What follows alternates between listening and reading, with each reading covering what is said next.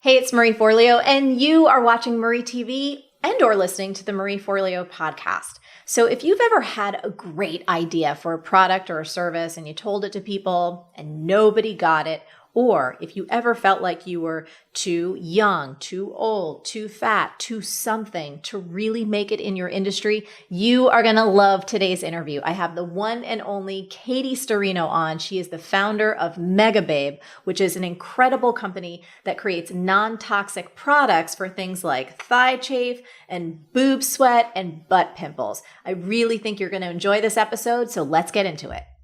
Katie! Oh my goodness. Thank you so much. I've been wanting to have you on the show for so long, as you know, because we talk about it. Same. And I know. It's like now we're doing this and we're in different parts of the country. We have so much to talk about today, but I want to dive in with your badass company, Megababe. Where did the idea for Megababe come from? Tell us the backstory. I have had thigh chafe my entire life, and I always thought I was kind of alone in it because I didn't see anyone talking or I didn't hear anyone talking about it. I didn't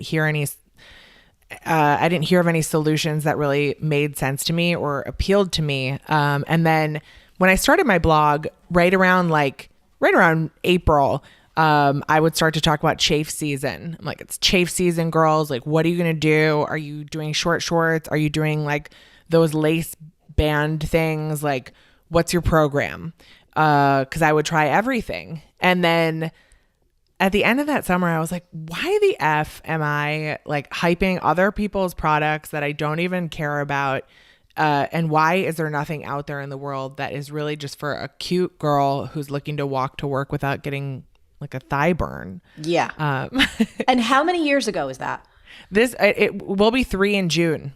Wow. So not that long ago. No. And when I was doing some background research, which we do for every interview, I read somewhere that you shared the only products on the market were like for guys and sweaty balls, essentially. D's nuts for her. Sure. Yeah. Yeah. Yeah, it's true. It feels like anything that was made for like sweat or chafe is like kind of awful marketing, and you don't really want to talk about it. Right. And so when you had the idea for the company, you've never run a company that's a product-based company before, Never. Right? So was there any part of your mindset or just the conversation, even internally, that was like, can I do this? I don't know how to do this. How do I get started? Walk us through what you were thinking. I still feel that way. I'm always looking to people who have done this before, and I'm looking to them for the answer. And then I find time and time again, they don't have the answer. So that's a thing that you just keep having to learn, no matter like as the stakes get higher, you're just like expecting someone to come in and tell you how to do it. Yeah. I was very concerned that I was starting everyone kept calling it niche, my least favorite term, niche. They were like, it seems like I'm a niche like product. I don't think you're going to sell much of it. I don't know how many people have that problem.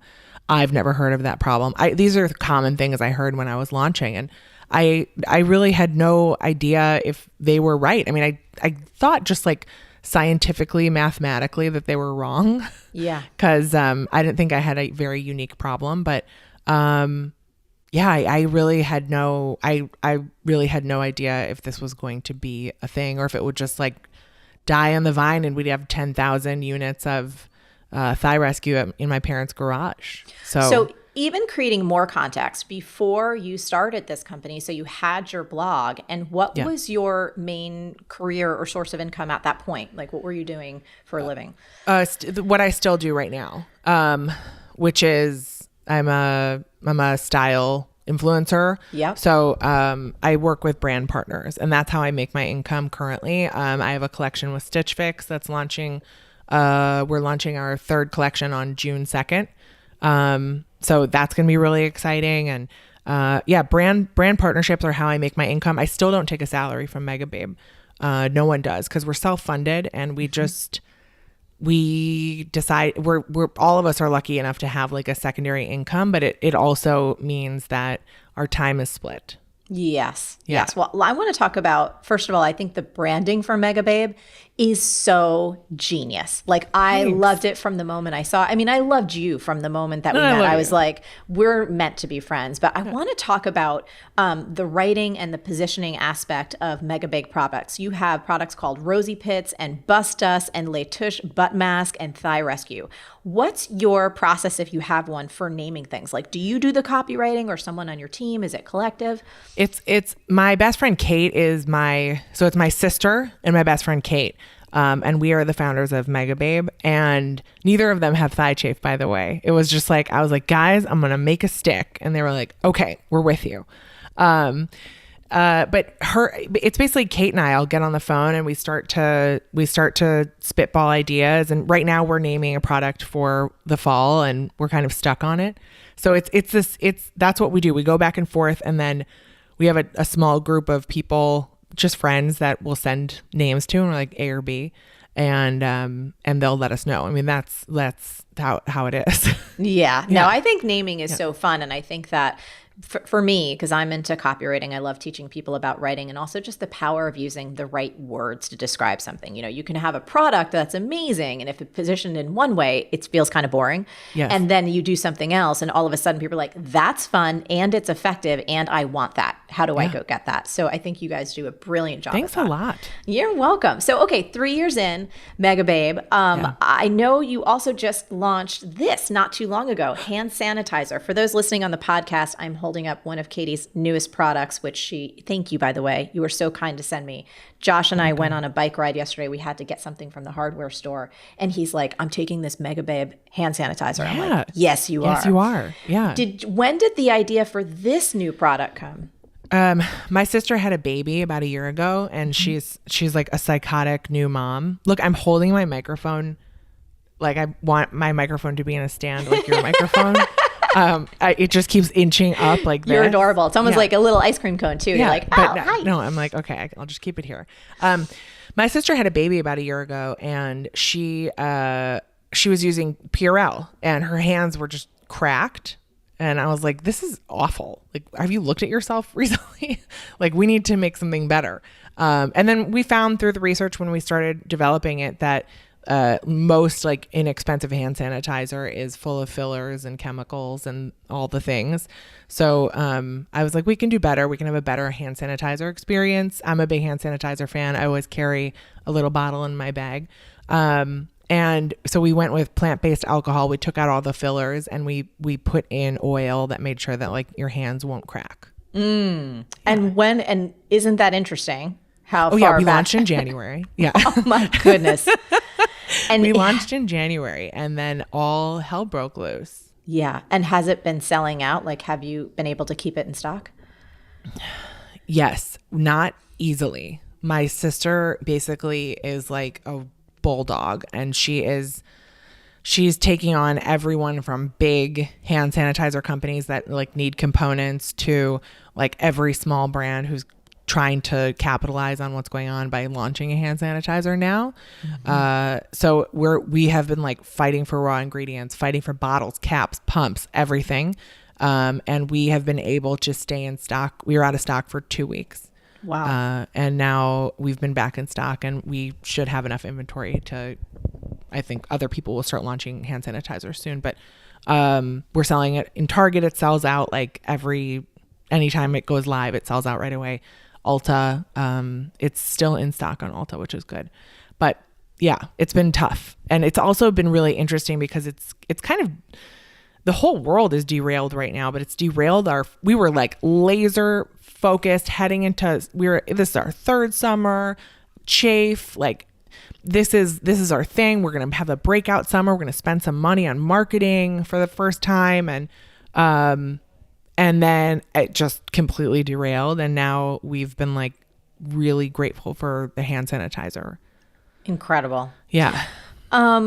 So for anyone listening right now, and I want to get to size and inclusivity and the amazing stuff that you do in a little bit, but I want to stay in the business and the product-based business for just a second. If anyone's listening or watching right now and they're like, I have an idea for a product, what do you wish that you knew 3 years back when you first started Megababe, is there anything that you would tell someone who's just at the beginning of their journey? This is going to sound negative, but it's not meant to be negative. It's just reality. It's just that every step of the way, I expect someone to save us. Meaning, like, I thought, you know what? It's like, we got to keep pushing so hard on D2C. As soon as we get into a big retailer, which we did like a couple months after we launched, we were in every single Ulta across the country. And I thought, this is it. Like, this is where we take off. But getting into Ulta just added like a whole new set of production problems and, new marketing costs. And like, now you've got to acquire those customers. And then we got into Target, and I was like, if we could just get into Target and Ulta, that's I think a mentality that I've had to really work on getting away from, is like that something will come to make it easier, and it's never easier. It's that arrival fallacy. I feel like we have that in business, and we also have that in our lives. I mean, there's been so many times we human beings do this. I'll raise my hand to that because it's how we're built. It's like, oh, when I finally get that VP of business operations, then the business is really going to take off and run. When I get that next XYZ person, or even personally, right? When I have X amount of money in the bank, or we have this house, or whatever the thing is, it is almost like a fantasy that things are going to magically change. And we're like, nope, that's not how it works. So I love that. I don't think it's negative at all. I think it's actually it's so interesting realistic. That you say this. I've never connected this before, but it's kind of the way I feel about my body, which is like I look at women all the time and I'm like, your life doesn't start when you lose weight. Like you that's not how things work. And then I have never thought to apply that to my professional career. It's interesting. Yeah, it is. Sorry to be a like just a listener on your No, I think show this right is now. Awesome. And at some point we should talk about create before you consume, because that was super fun when we first met. Okay, but I want to actually talk about your blog, 12ish Style. Yeah. What does that name mean, and why did you start the blog, and how long ago was that?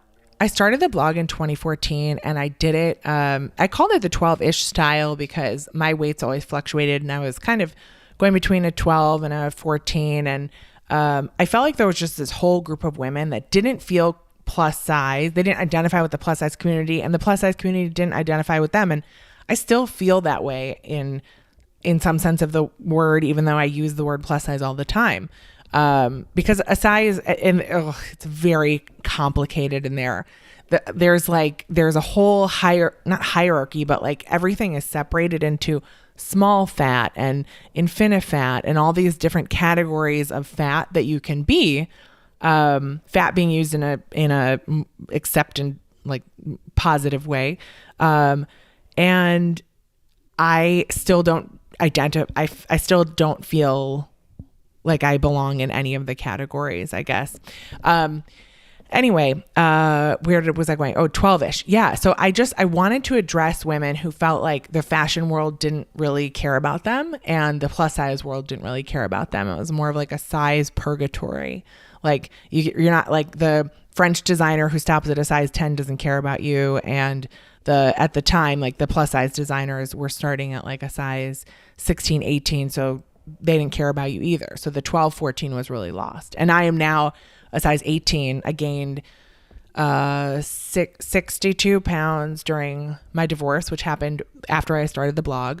And so I've had to like deal with a whole new body and a whole new set of like, shopping issues and everything that goes around it. So it's been really interesting. So the blog was really your way to say, hey, I'm a whole bit of this market that is being completely underserved. No one's talking to us. Yeah. And it was like you were filling in this space where you just like, who is taking care of us right now? Nobody. No, I'm going to fill that. Yes. That's amazing. Yeah. So you were, I love this. You were quoted in a Glamour article called "Everyone is Terrified of Getting Quarantine Fat and Just Enough Already." I saw you talking about this on your Instagram because I love following you on Instagram. This is such a, I'm just going to say, it's a dumb thing. What the hell is quarantine fat? This is ridiculous. I don't know. It's just, it was very interesting to me that in the middle of like a global pandemic that suddenly everyone was like, bikini season, beach body. Like, I need a redo on my beach body prep. And I was like, this is the thing you're going to grab onto. Like, right. I mean, there's a lot of, I love jokes. I have a great sense of humor, like, but I just felt like, couldn't we have it? You know what? It just showed me how deep the diet culture runs in our society and how scared people are of fat. They're so scared to be in that category. And we talk about it a lot. Also, it's just like the worst thing you can do or be called is fat, and how crazy that is, especially during a global pandemic. Mm-hmm. One of the other things I admire you so much for that you do so well is your hashtag supersize the look and hashtag make my size. Can you tell us about both of these? Yeah, supersize the look is something that I came up with because as I was new to being a fashion blogger, and I didn't realize, and if any of you out there are deciding to like become you want to share your style with the world, you realize quickly it's a lot of production to put out content every single day, especially with the outfits, the clothes, calling things in. And if you're not at the point of calling things in, then you're buying or you're returning, and it's a lot of work. So basically, Supersize the Look came out of me finding like inspiration in celebrity looks and then realizing that when I would talk and be like, hey, I saw this on like Jessica Alba, people would be like, oh, I love her style. I can never wear that. And so I think I just want to show people who it goes beyond like, I can't wear someone else's style, but like, I can't wear shorts. I can't wear this. I can't wear that. We have all these rules for ourselves. And I just wanted to show people that they could achieve the kind of look that inspires them, and they don't need to hide in black jersey or, I mean, it's I can see it from 10 miles away when someone is uncomfortable with their body because they're in head to toe black, which is different than New York black.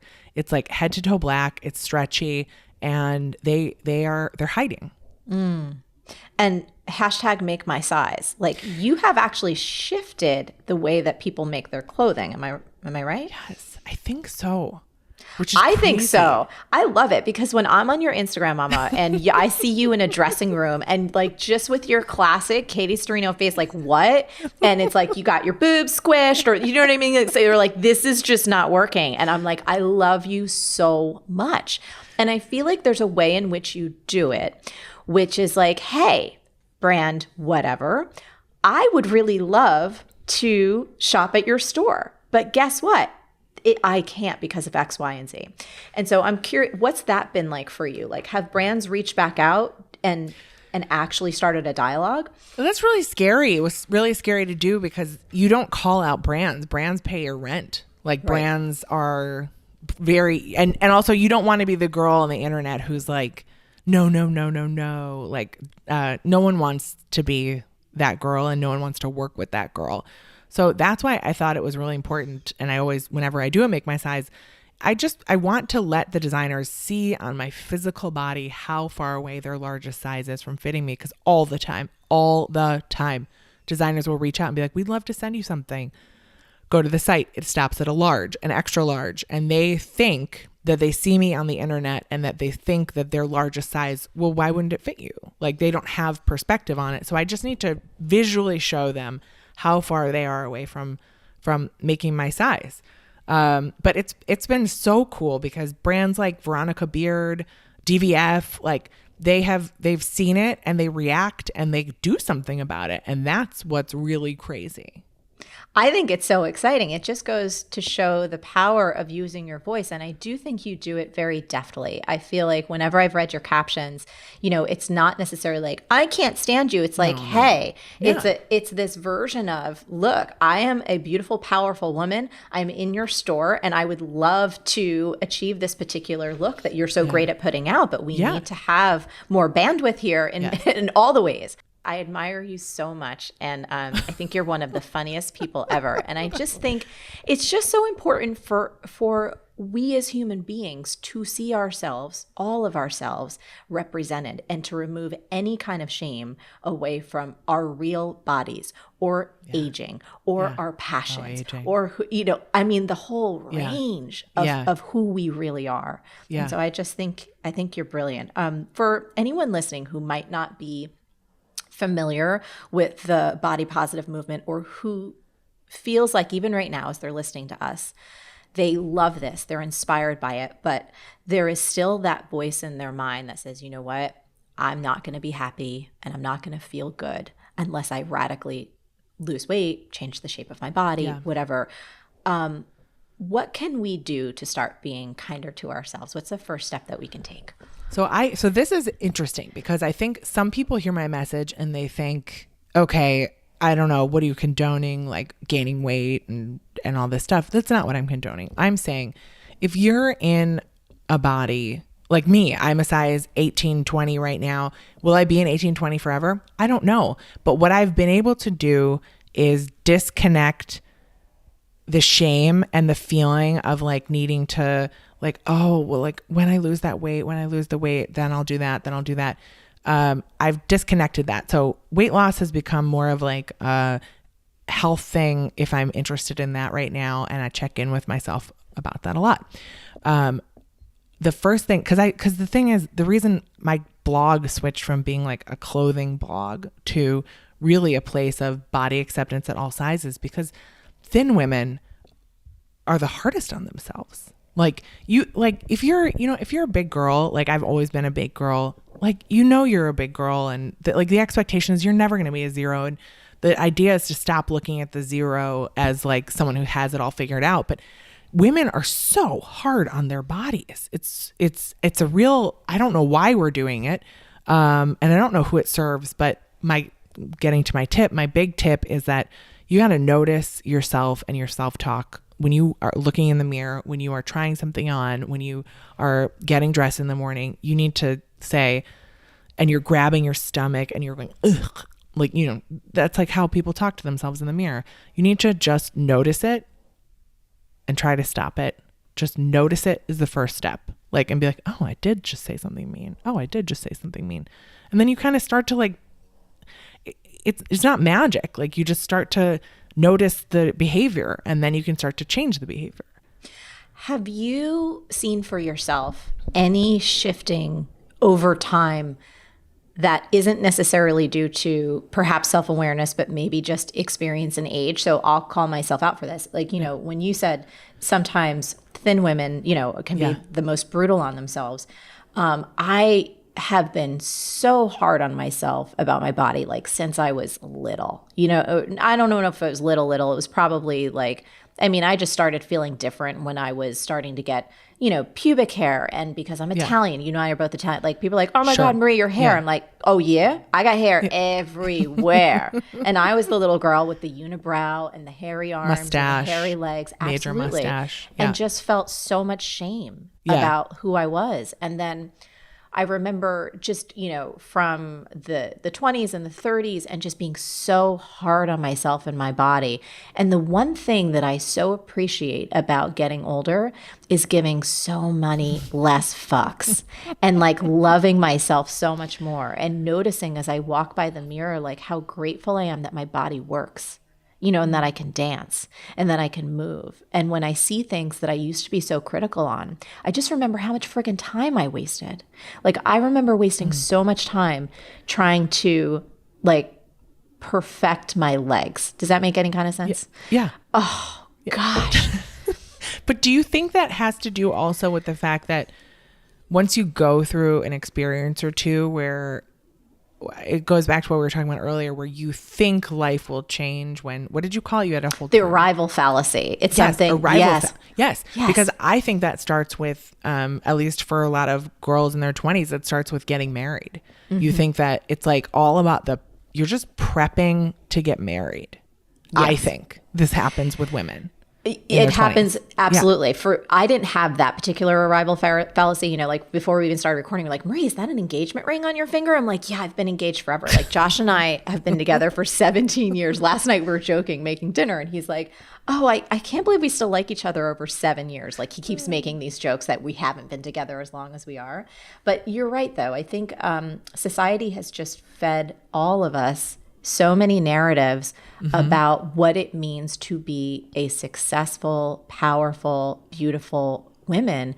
And rarely do we stop to challenge that narrative and say, wait a minute, where did that come from? Yeah. Who fed us this? Yes. And why are we trying to live up to these Yes. ridiculous expectations that have no root in my own heart or my own soul or my own wildest dreams of who I want to be? All exterior.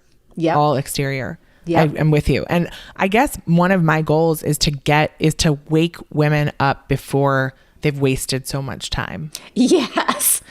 Yes. Yeah. Oh my goodness. Yes. I mean, I'm thinking about just the times like I've, spent going down the internet rabbit hole for this fix or that fix or whatever. And even, as a fitness person, I spent a good part of my career teaching fitness. Yeah. Here's the good thing for me about that. I feel like society in general is coming around to, moving your body is about feeling strong. And about mental health and keeping yourself really clear and creative and energized. And for me, that's what it's about now. And I know what's some of your favorite fitness class? Like, how have you been doing in quarantine as it relates to just even movement? Yeah, so we left New York City on March 4th because I'm just an anxious mess of a person. I don't do well. No one does well in a global pandemic. I left. Okay. I did it. Right. Yeah. And, we're in Maine. And, so I go for walks every day. And then, I do a Megan Roop class. Have you ever worked out with her? Megan Roop? Yeah. She's in my DMs right now. I have so many friends that love her. She's I great. hear she's brilliant. She kicks your butt. And then Marnie Alton, do you know her? Mm-mm. She's new to me. She just launched her online platform. But what I like about her is that I am always exhausted when I'm done, but she works me out in a way that I don't even know how hard I'm working, and she stretches me. So Yes. and so I go between those two platforms. And you want to know something? And is that I pay for both of those platforms, and I'm a notoriously cheap person. And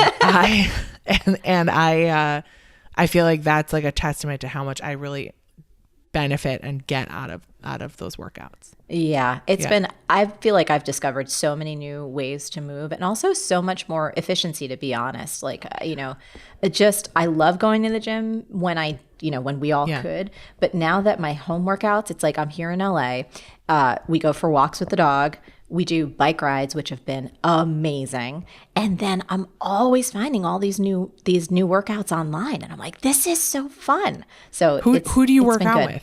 So Katrina Scott, the Tone It Up girls, I'm friends with those girls. Okay. I love them because Katrina's a dear friend, and I like it because they actually laugh through the workout and they don't take themselves too seriously and they're really loving towards each other. And I like that it's not like you have to do this so perfectly. Yeah. It's like, why don't we take a break for a sec? It's just, it feels more fun and gentle and like friends working out.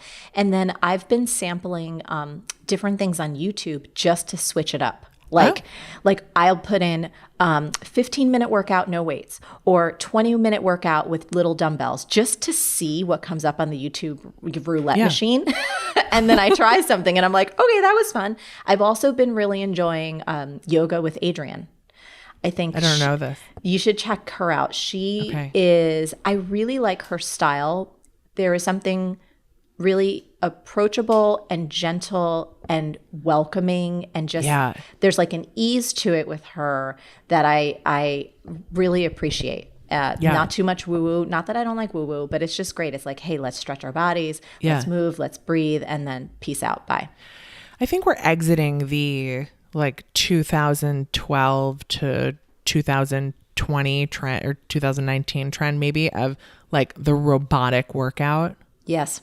Maybe 100%. Yeah. 100%. And I've even gotten into, so I've been doing self-care Saturdays on Instagram Live, and I've dusted off all of my teaching abilities. I think I've done 2 workouts so far where I just designed, it's just simple body weight with just a yoga mat, and went back to my old school days of like taking people through a 15 to 20 minute workout. And that's been actually super fun too. Oh, I got to join next time. Yeah. I'm on IG. They're on IGTV, so I'll put it up. Okay. So you and I could talk for EVs. It's true. Anyone listening who wants to experience more Katie Sturino, we'll tell one more quick story.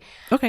You and I met at a Create and Cultivate event, And then we had so much fun having coffee and getting together. Yeah. And I want to just really appreciate you because we had to talk about loads of things. And I was sharing with you an idea from Everything is Figureoutable called Create Before You Consume. And I just want to thank you because I think I overlooked the power of that idea or just thought it was such common knowledge. And after working with you on it and just playing together on text and DM, I really saw it as this whole other thing that it can become. And you've been such a champion for that idea for me. Thank you. But it really, I have to tell you that I have not been able to, I have not been able to get back to it. I don't know, is that 8 months, 9 months? Like a really long time consistently. Mm-hmm. The way that we did that like full like detox, like we did the whole challenge and then I was in it and then I lost it. But I have not felt that open in years. It's reminding me that I need to do it again. Yeah. Well, you know what? Yeah. Okay. So we'll actually set it for ourselves, but I think what might be fun, maybe over the summer, my team's probably going to be like, Marie, what are you promising? But I think this could be cool. I think if we did like a community-wide Create Before You Consume challenge with a bunch of us, I think it could be super, super fun and get people really reset, especially after all of the stuff that we've all been through. We need to punch out a little. Yeah. You know? Yeah. I agree. So if people want more Katie Sturino, where can they find you and where can they find Megababe products?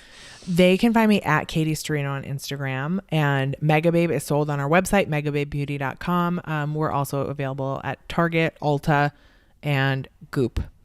Awesome. Anything you want to say to the folks, anyone who's inspired by who you are, what you do, or what you create? God, such a big opportunity. I feel like I'm going to blow it. Adopt, don't shop. That's it. That's good. Adopt, don't shop is good, Mama. Right? Well, I mean, if people follow you and your brand, they will continue to be inspired like I have been. Thank you so much for making time for us today. You're just fantastic. Thank you. Wasn't that awesome? I had so much fun. Now, Katie and I would love to hear from you. So we talked about a lot of different things, and I'm curious, what's the biggest insight that you're taking away? And most important, how can you put that insight into action starting right now? I want you to go leave a comment over at the magical land of marieforleo.com because that's where all the great conversations happen.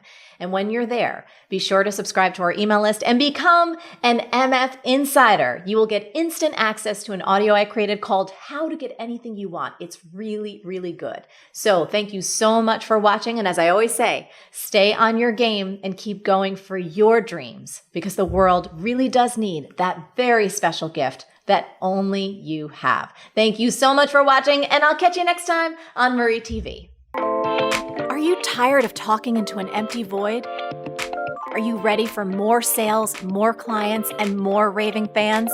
Take our free 7-day writing class at thecopycure.com.